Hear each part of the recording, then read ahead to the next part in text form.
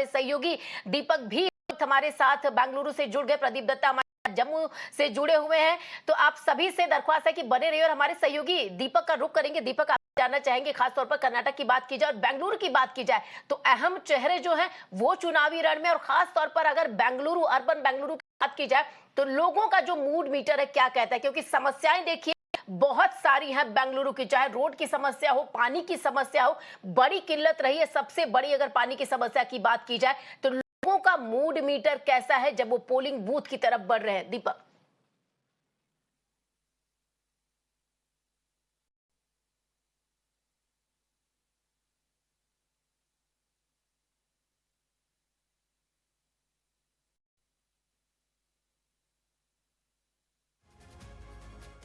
There are multiple issues that are plaguing the city of Bengaluru, but the biggest concern time and again, year after year, be it the municipal elections, be it the assembly elections or the Lok Sabha elections, is the low voter turnout that we see in different parts of Bengaluru. But this time, of course, we are looking at the enthusiasm being quite high, especially here at the BES, college polling booth that I am at. Very, a while ago, in fact, we had Narayan Murthy and Sudha Murthy who also came here, cast their vote and urged young voters, urban voters to come out and cast their vote in big numbers. But hopefully this time we'll see a better number than we saw in Chennai, which was of course quite abysmal, just around the 40% mark. But like you mentioned, of course, water crisis is a big problem. The traffic is a big problem.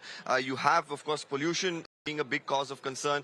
While we look at all of these issues, of course, that are plaguing the city of Bengaluru, how are our MPs really going to look at a bigger picture? Because yes, of course, some of these are local issues dealt by the local municipality, dealt by the MLA, but a holistic approach by the MP as well is required to bring in either a robust metro system, to plan better highways, peripheral roads. All of this, of course, is the work that comes also under the MP, and that is where electing the right person is important. And it's not just about Bengaluru, is it? Because there are 14 different constituencies in the state of Karnataka that are going to be casting, the people there are going to be casting their vote, mostly in southern part of Karnataka.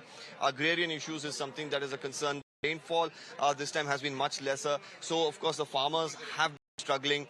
Drought has been a problem. Funding has been an issue that has been raised time and again. The tussle between the state and the center we've seen over the funding issue.